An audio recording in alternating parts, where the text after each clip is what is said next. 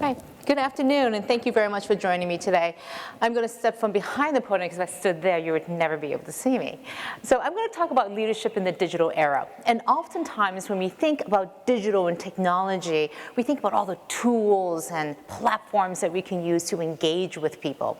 But when it comes to relationships, and in this technology space, we often lose sight of what is at the core of relationship, and frankly, of all of these digital technologies too as well.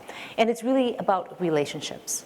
Relationships between the people who aspire to lead and the people who are inspired to be led. And oftentimes, again, when we think about leadership and what it means, especially in this time of change, there's an incredible need for leadership, even more so today. So one of the things that inspired me to write this book, The Engaged Leader, was really this question of what does it mean to be truly engaged? I didn't want to write a book about digital leadership. I wanted to write a book about leadership and what the new definition of engagement means. When the vast majority of communications between people today and the way that we form relationships is through the digital space, then it begs the question, how do we lead? How do we form the relationships, and how do we truly engage? My definition of an engaged leader is somebody who can really understand and grasp the use of all of these digital and social and mobile tools in order to lead and to accomplish very strategic goals.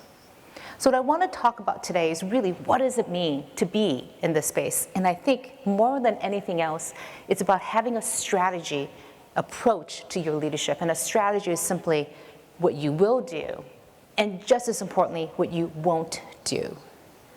You could do everything in the world, but if you do not provide that focus and be very clear about what kind of leader you will be and how you want to lead and why people should follow you, then you will never get to where you want to be.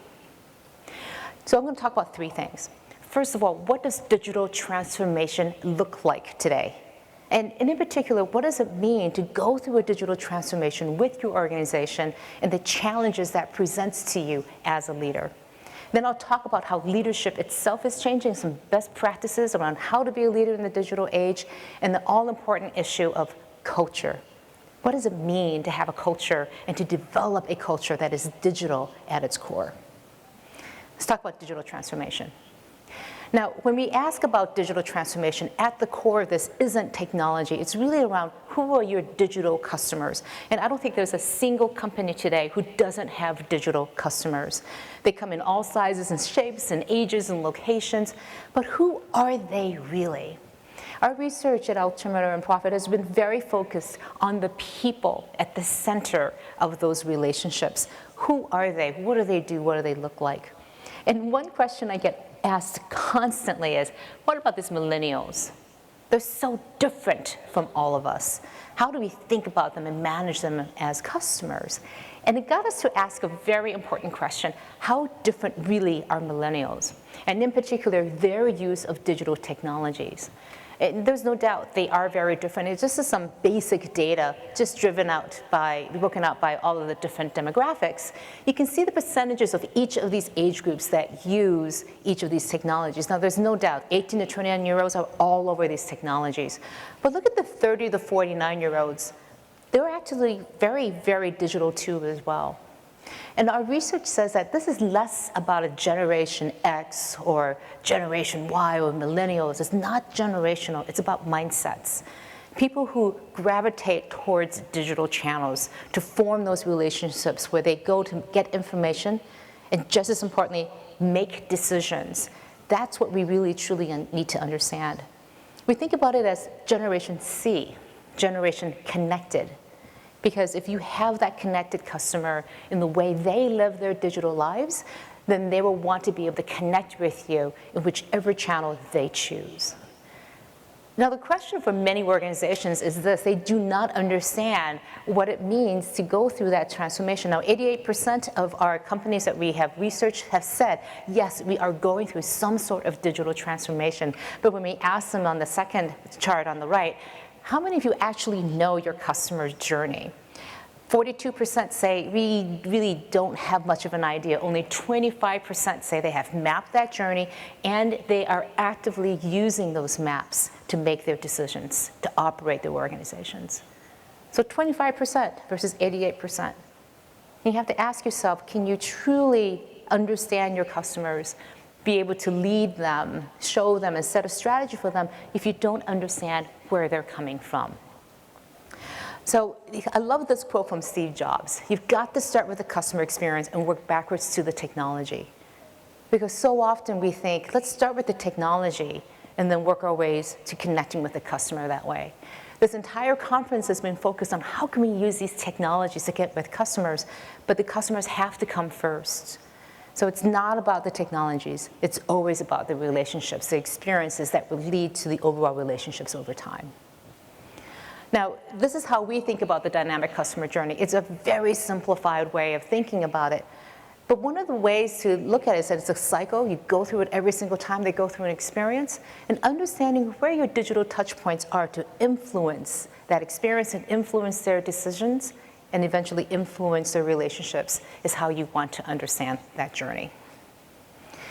Let's talk quickly about leadership. Because what does leadership look like, and what are the elements of leadership in the digital era?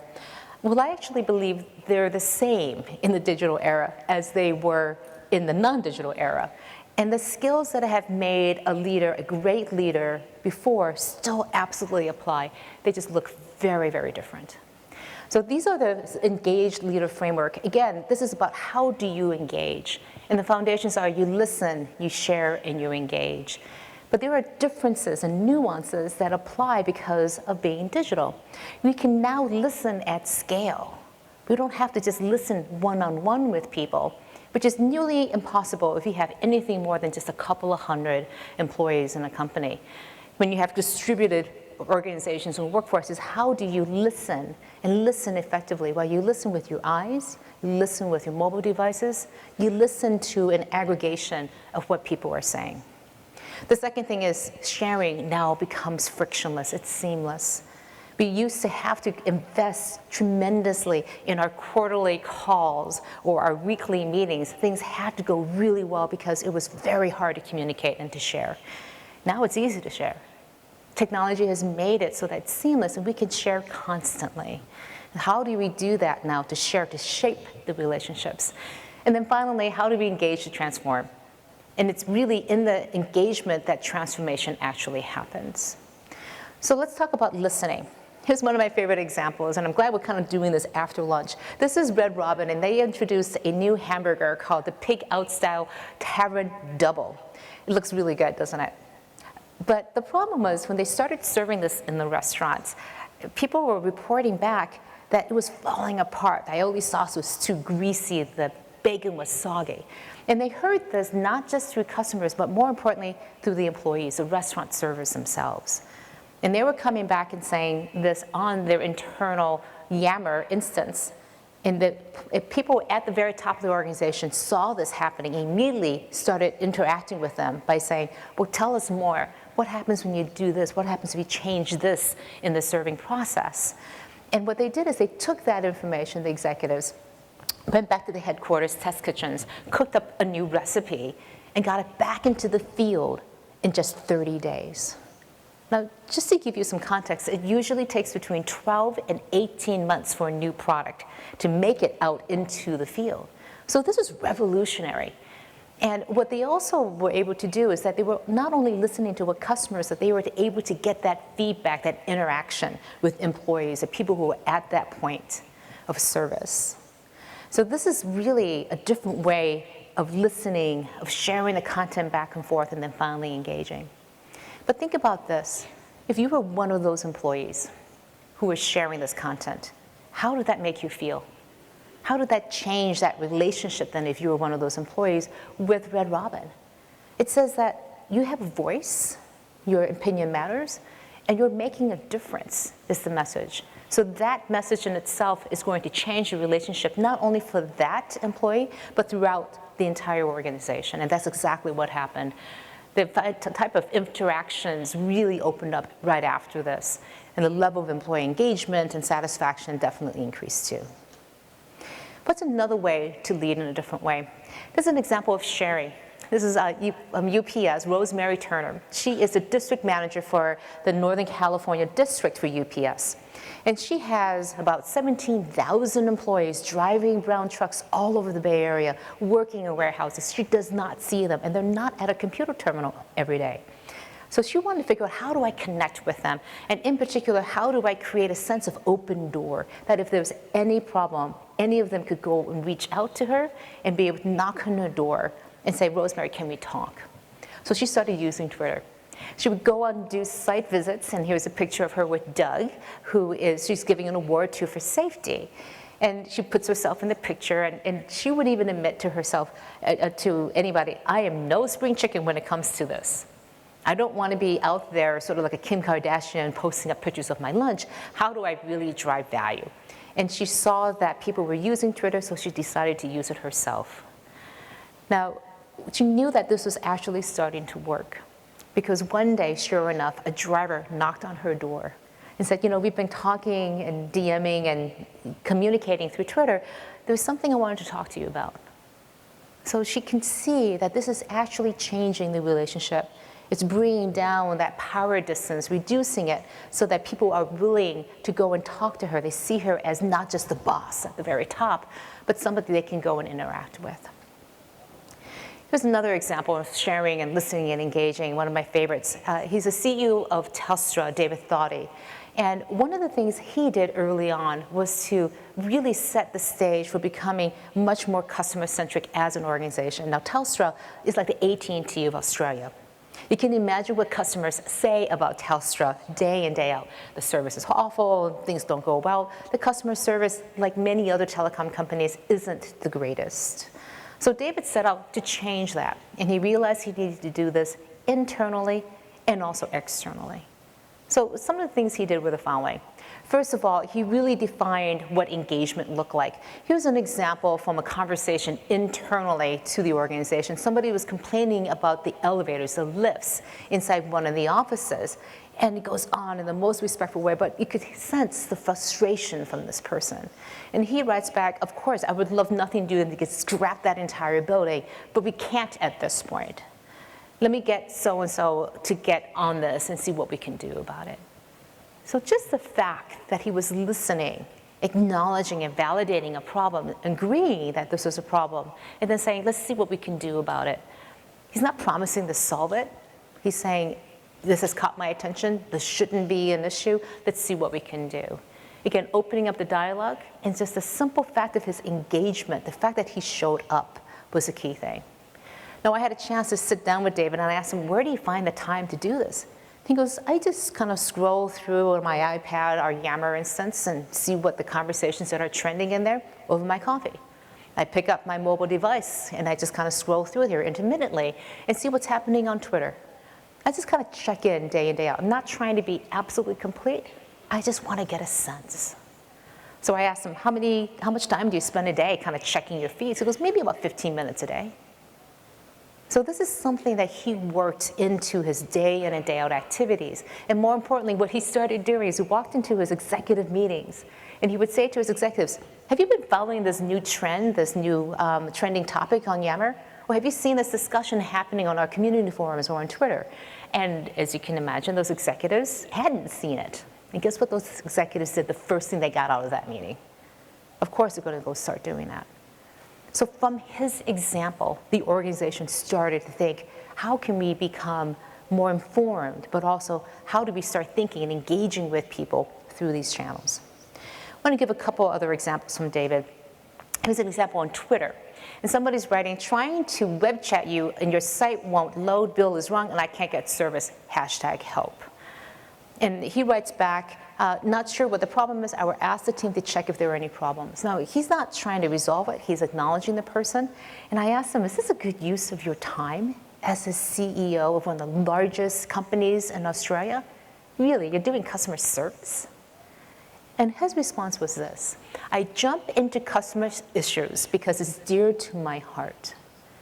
This is an issue of purpose, of mission, of strategy.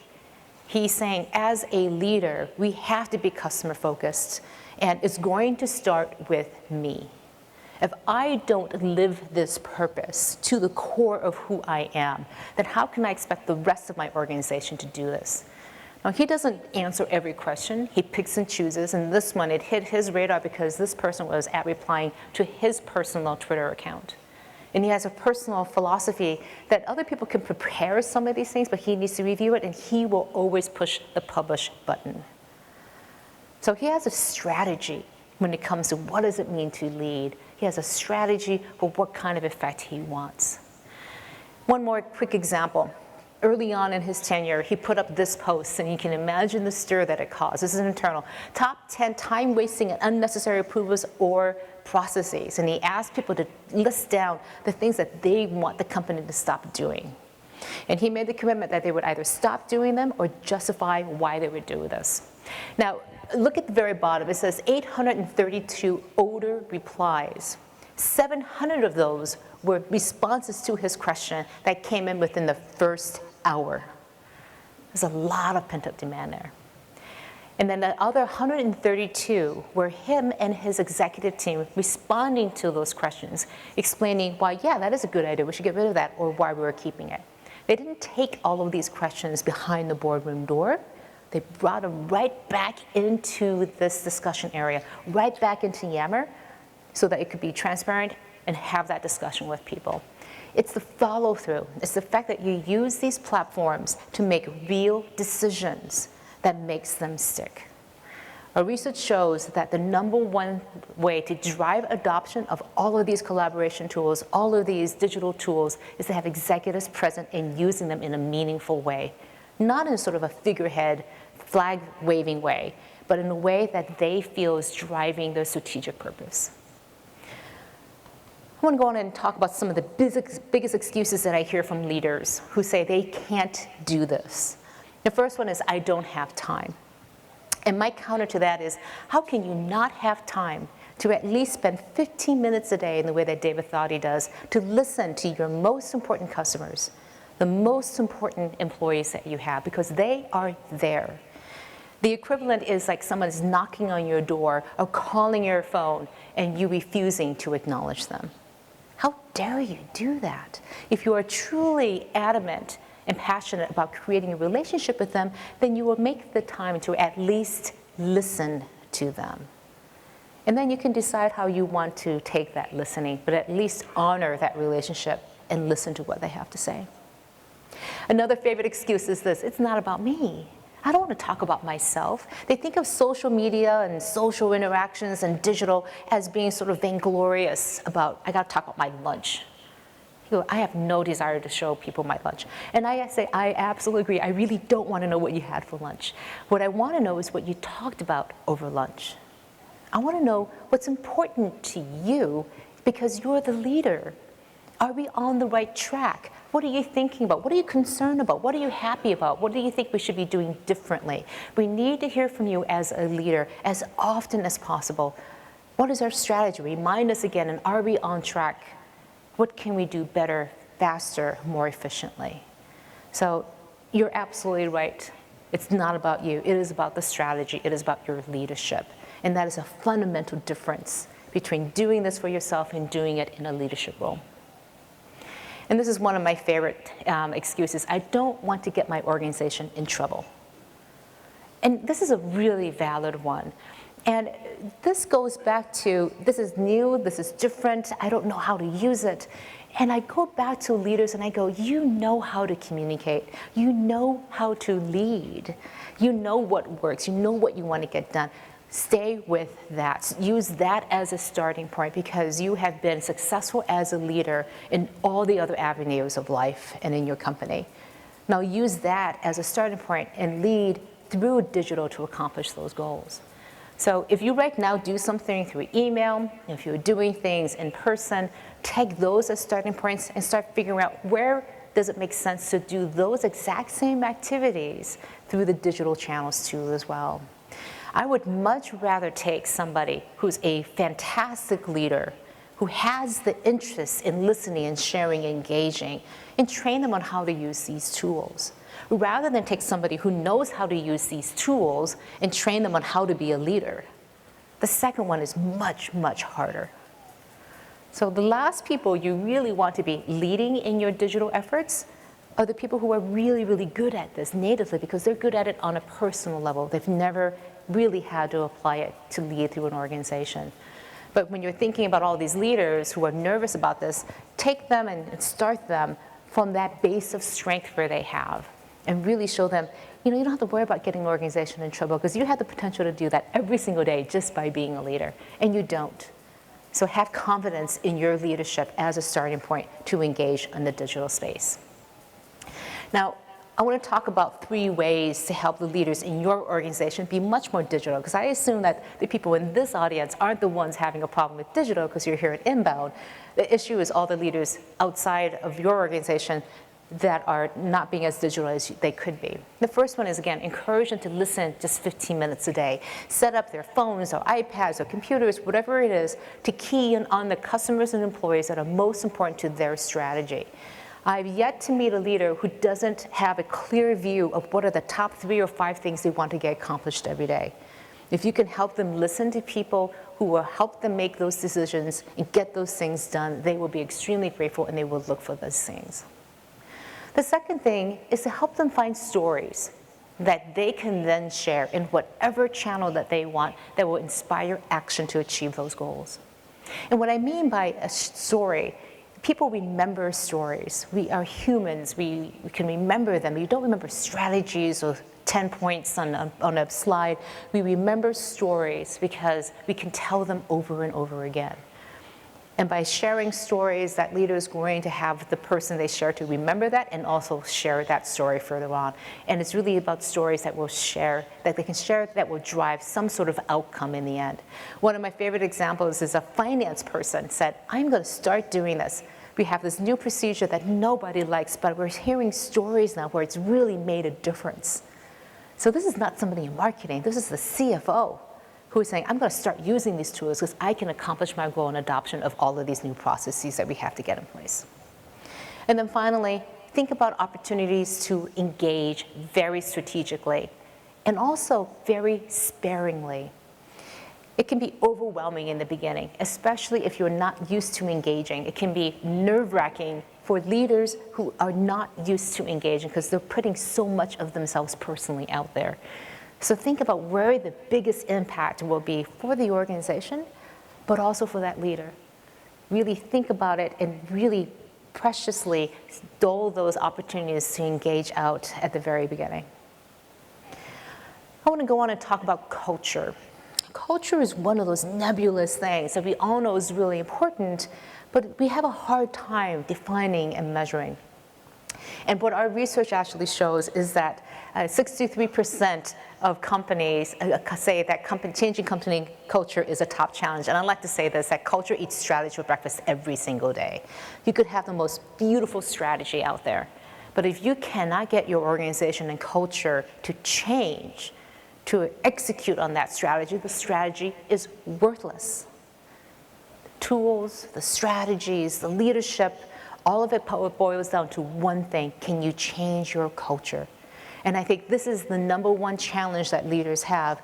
You could have all the desire in the world, but unless you can actively think about how you're going to change culture and have a plan for this, you will not succeed in your strategy. And the problem is this: digital requires a brand new way of working, and most organizations are not structured and do not have the right cultures to be able to do this. So this is the way that most organizations are structured: very hierarchical, siloed, stay in your swim lanes. And yet, this is the way that most work gets done. That's a mess. And it's actually sometimes very organized in many ways, but it's also very dynamic, very flexible, and it changes all the time. We all know that change is the norm now, so most of our work looks like on the right, but yet we operate as if the world is on the left. So how do we think about how we have to organize? And a lot of the research that I'm doing right now is what are some of the new organizational structures, everything from holacracy to, again, self-management tools. And all of them go back to, though, an understanding and an agreement on how we will get work done. And that essentially is what culture is. How do we get things done around here? And if you don't like the way things are done, if they're on that sort of rigid way or broken down into silos, then how will we actually become much more dynamic? And the research that I'm looking at is how do we actually do this cultural shift and change much better, much faster because of these digital tools. We can now say, this is the change we want to see. These are the ways we want to do things differently. It's in the everyday interactions. And if we as leaders can master the digital relationship, we have so much more permission. We can build the relationships that can then change the culture. Because in the end, culture is something, it's a seed that you have to plant. And you have to absolutely nurture it, water it, feed it, fertilize it. And you also have to pull out the weeds of the bad behaviors you don't want to see anymore. And the only way you can do that as a leader is to be constantly vigilant and see what are the good behaviors and reward them, encourage them, and then pull out those weeds. So leaders as gardeners is a pretty good metaphor, but at the same time, being able to do this in the digital space where you can scale the impact and influence and the spread of that leadership and influence is a key tool to be able to change culture in this digital space. So I think in the end, I want to talk about creating a culture of sharing, the 3 ways that we can change culture. The first one is creating a culture of sharing, because sharing is the foundation for these relationships to happen. In the business organization, in the modern organization, we're actually told not to share, not to put information out there. Don't even share amongst teams and groups and departments, because information was power. But in this networked digital space, actually influence and the ability to network and facilitate the exchange of information becomes a source of power. Because if you can move information faster and get things done better and faster, then you are going to be in a better position to see the end results. So the question comes back to, again, what are the stories that you can share? I keep going back to this. If sharing is the foundation for a new culture, think again about the stories that the organization can share. Encourage those things to come out in whatever channels that you have, even if it's just email being shared back and forth. I'll just give you a quick thing, because I think trust is the second area. So this is the slogan that's on our money about trust, and I just want to do a quick experiment. Let's talk about trust of Facebook. I want to see, it's a little bit hard to see in here, but just give me a thumbs up if you trust Facebook. Or sort of like this, if you kind of, or a thumbs down. A big thumbs down over here, thumbs down over here, thumbs up, the brave soul here, and then over there, big thumbs up. Somebody's like saying yes, a lot of thumbs down. Interesting, not a lot of trust. How many are using Facebook? Pretty much everyone's raising their hand. Now what's going on here? We use it, we may not trust it. So what kind of relationship do we have with Facebook? Mark Zuckerberg, in one of his first briefings as the CEO of Facebook back in 2007, kept saying that Facebook is a utility. And oftentimes that's how we kind of feel. We have to use it because it's something we have to live with every day. But do we really trust it? And because we don't trust it, that's going to limit the kind of relationship we have with them. Now, let's do this experiment. Put your brand, your company, let's put you in that space there. What would people say about you? Would they give you a thumbs up, middle, thumbs down? Do you know what people would say? I see a couple thumbs in the middle, right? Some people are giving a thumbs down in the back. Okay, you know yourself pretty well then. Now, this is a fundamental question, because in the digital space, how do you build trust? And the research shows from Edelman in particular, there are 2 ways in particular to move the trust metric over. And that is through integrity, which is you do what you say, and then engagement, which is you show up, and through every engagement, you are actually moving and getting things done in a trust-built way.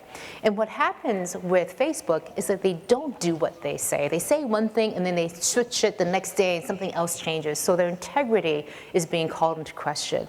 Their engagement every day, they don't mess things up every day. So we have sort of middling trust of them. Now, if you look at your opportunity to build trust with people, you got to do what you say. But the one lever that you can absolutely move is how you actually engage with people. And I think that engagement, again, as an organization, as a culture, as leaders, is where we actually build trust. And our ability to engage now in the digital space is exponentially bigger than it has ever been. So think about engagement. It's not just engagement from a marketing or sales perspective, it is to build trust. Because if you have trust, it gives you so much more permission to do so many other things in that relationship. And I think the other thing is you can also ask the right questions around value. I love this quote from John Hayes, the CMO of American Express. We tend to overvalue the things we can measure and undervalue the things we cannot. Spoken like a true marketer, right? But when it comes to relationships, how do we actually measure whether relationships are getting better or not? We can't really know unless you are actively involved in using things like NPS or lifetime value. We're here at a conference that's talking about attribution and looking at measurement of so many things. But when it comes down to relationships, how do we measure them? Do we have discipline to understand how culture and relationships are actually being developed or not? And sometimes it's just a gut feel, and we are willing to fly around the world or spend days at a conference, not because we can calculate the ROI, but because we do see ways of developing our knowledge and our relationships that we think is going to help us create strategies in the future. So I want to make sure that, especially in this digital space, that we are measuring the right things, because we can measure so many things, but are we measuring the right things to be able to understand what relationships look like? I just want to give a quick example of one of the organizations that I thought was one of the most open and authentic and engaged organizations. It's not what you would think. It's actually the U.S. military. I had the opportunity to go onto this ship, the USS Nimitz. It's an aircraft carrier, for 24 hours, along with a group of 15 other bloggers. And one of the conditions that we had before going on the ship was that we could record and talk to anybody, and we could publish anything. And they said, sure, come on board. And if you think about that, it's pretty extraordinary. We asked people all sorts of penetrating questions, and they were extremely honest about answering.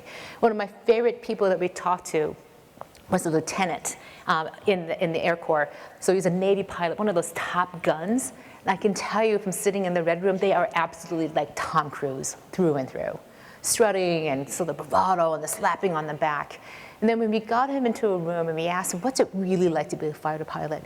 He goes, you know, when you're landing on the aircraft carrier, especially at night, it's as if a little piece of you dies with you every single time. That level of authenticity, of transparency, doesn't come easily to people. And especially not for somebody like this, but when you're on a ship and you know that your life is in danger because of one person out of 5,000 people not doing their job, you have to have tremendous trust and openness and transparency, that you are open to being vulnerable in such an immediate way. And I think in many ways, the level of culture that we need to have, the reason why I think the Navy can be so open and transparent about what they do is because of the structure. I think you actually have to put more structure in place to have a more open culture, not less. So in the end, I think the real thing around culture is, can we actually take off this mask that we bring into work each day? The sense of having to be a different type of leader, a different type of person. Can we truly be authentic with each other and live and work in integrity with each other? And then be able to create a different type of culture than one that's fairly toxic today in most organizations. I fundamentally believe that employee engagement is low inside of most organizations because organizations don't want employees to be engaged. Because engaged employees are driven by purpose, and they may question how you do things. And they may have suggestions on how to do things differently. And many leaders, many organizations just say, you know, just put your head down and go do your job. So how do we actually have a different type of organization, one where we can actually let a different type of relationship thrive? I think there are a couple things that fundamentally we need to do. First of all, we have to have confidence. And the confidence comes from being able to practice this and being able to test and understand which of these things will work for me and for the organizations. It requires a tremendous amount of risk-taking, but confidence can be developed in these new ways. But at the same time, you also have to have a sense of humility. Because to be a leader in the digital space, you have to be constantly ready to be challenged and form a very different type of relationship than one that's based on hierarchies and traditional ways of leadership. But I think in the end, it's really around having courage. The courage to take these chances, and it's something that leaders have to do every single day because they are putting themselves out there and leading the charge into uncharted territories.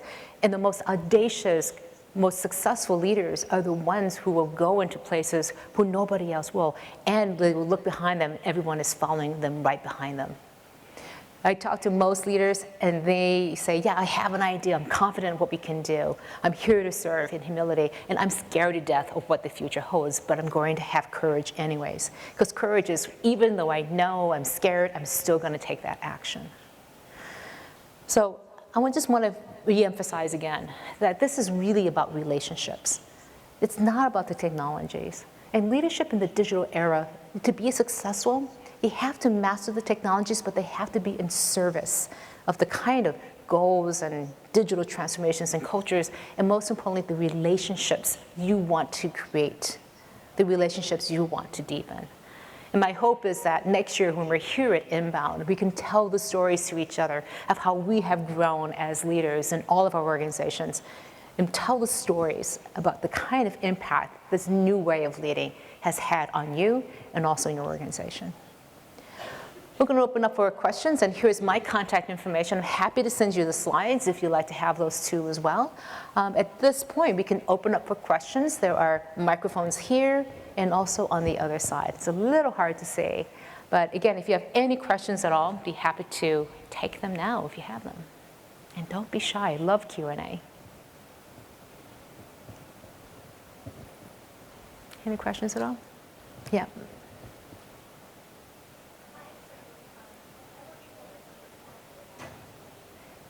Can you open up the mic? I can't hear. Try again. Now Okay. Hi, so I work in corporate social responsibility, so employee engagement is a huge topic in this arena. Could you give maybe a few more examples of companies that really have their employees engaged in digital media channels? Yeah, there are quite a few. One of my favorite examples is TD Bank. So, and the reason I like to choose them is they're regulated industries, and regulated industries think like, oh, I can't have my employees out there. They have been actively working on this since 2008 with the vision of going forward of having employees actively engaged internally, first of all. Inside of their instance, they use IBM Connections, and then they have them for the enterprise social network, and then they have them inside of forums, they have employee advocates, and they now have actually started doing this externally too with a small group of people. And it's really around training, it's understanding, having a plan of what they can, having governance, some platforms to actually have them scale. We know that from our research, 45% of organizations have employee advocacy programs as one of the top priorities for 2015. That's 45%. And this goes beyond employee engagement into advocacy, external use of all of these digital tools on behalf of the organization. So this is a really hot topic that has just come out of basically left field just in the past 2 years. And the corporate social responsibility, especially the CSR efforts in terms of having people amplify all the work that you're doing, is one of the best places to start for that. Thank you. Okay. Hi, it's been a while since you wrote the Groundswell. My question is, when leaders go up, they are isolated, so there is not feedback and so on. So what these channels, digital marketing, the internet and so on that you wrote about, what has it done to strategy for leaders to take their business into the digital age? Yes. And I think that's one of the hardest things. I was talking to David Thoughty. He says the hardest thing being a CEO, as a leader, even as a team, is you feel very isolated. And how do I really know what's going on there? How do I really know what's happening? Because everybody is going to tell me all sorts of different things and try to make them look good, right? And he said that, and this is what leaders now see, it's a checkpoint against what's really happening out there. I can listen to real customers, I can listen to real employees and see what's really going on. And I can even personally ask questions and I'll get a response back. It drives everybody else in the organization crazy though. David Thoughty and his lieutenants, I was talking to some of them, they go, David is crazy. He makes my life really hard because he's so digitally engaged, we all have to kind of keep up with them. But if the ones who are really good at this, are using it to craft their strategy every single day and change the roadmap and make adjustments, and they're becoming much more agile as a result. Okay, thank you. Okay. Hey, Charlene, a question about digital influence and authority. When you have an organization where authority is generally top-down, but influence goes all over the place, with digital, how disruptive does that get to an organization, and have you encountered problems with that? I think one of the questions, could you just ask the question again? I was a little distracted. Well, I was going to say, when you use digital technology, it's less about authority, but more about influence. But in a typical corporate organization, it's more about authority rather than influence. But when you have the two mix, it's kind of like oil and water. So has that created problems before? Because I know that the best influencers may not be the person in power. It's actually, I think, one of the interesting things about leaders is that leadership is not being disconnected from position and title. And it causes tremendous strain in organizations that have that rigid organizational structure, because people who are traditionally in power are used to being gatekeepers. And all of a sudden, somebody from somewhere else down below is making noise. I was speaking to one executive where they had a lot of this, and they were very active in promoting the people from the front. And I said, wait, you're promoting them to sit right next to the SVP. Are you going to pay them the same as an SVP? What kind of influence do they have now as individual contributors? And he said, if anything, that SVP better get their act together. Because if they want to push their agenda forward, they're going to have to be able to master the influence as well as the authority. And so credibility becomes a question in the digital space. Can you be credible to ask your team to be digital if you are not digital yourself? Especially if you're leading a team that's doing digital efforts. I can't tell you how many times I talk to CMOs or chief digital officers or VP of digital marketing, and they themselves do not use these tools. And I go, how can you live with yourself? You should at least be listening to them. They should be active in these tools, even in a tangential way. How can you ask your team to do these things, to take these risks when you don't do it yourself? So that's where that match of authority and influence, they have to come together as a leader, or else you will not be able to maintain your credibility. Hello. Yeah. Thanks for the presentation. I have a question. You see a lot of companies, and now is all these live streaming platforms like Periscope. Have you seen any example of a leadership using them with success, or how you foresee they can use them? So Periscope, Meerkat, all of these different things, I sort of put some of the Snapchatting things that are kind of live stories and stuff into them too as well. I don't see very many leaders. I mean, most leaders have no idea even what they are. And they're really nervous because of the sort of unpolished, unedited versions of this, and the live aspect of it just absolutely terrifies them. I haven't seen any examples of leaders, and even with brands, they're still experimenting with it. We're starting to see, again, broadcast. I see some people using them, though. I see influencers using them quite a bit. And I think when influencers are using them, I think leaders will happen afterwards. But if you have some examples, I'd love to talk to you about it. If others do. I keep looking. I don't see very many, not at this point, who are using it to lead in particular. Yes. Engage in the technology, how do you make the transition, and how do you request, or how do you coerce into getting them involved in the technology? You know, if you go up to them and go, hey, I've got this bright new shiny object, we should use it. They're going to, and the temptation is to tell them, well, it does. That's the last thing you want to do, because they don't care. And their eyes are just going to glaze over. You've all seen that look, oh no, I have to learn another one. If you tell them, this is how we think this is going to change your relationship. This is how it's going to help us accomplish our goals. You will have their attention 100%. The only way to talk to leaders, I have found, is to go after one of their top 5 goals. And they usually have 5, because that's how many fingers they have. Go after the top 5 goals. You can say, hey, this actually helps us accomplish 2 of them in the following ways. They will then listen to you. Thank you. All right, I think that's all the time we have for today, but thank you so much, Charlene. Thank you very much.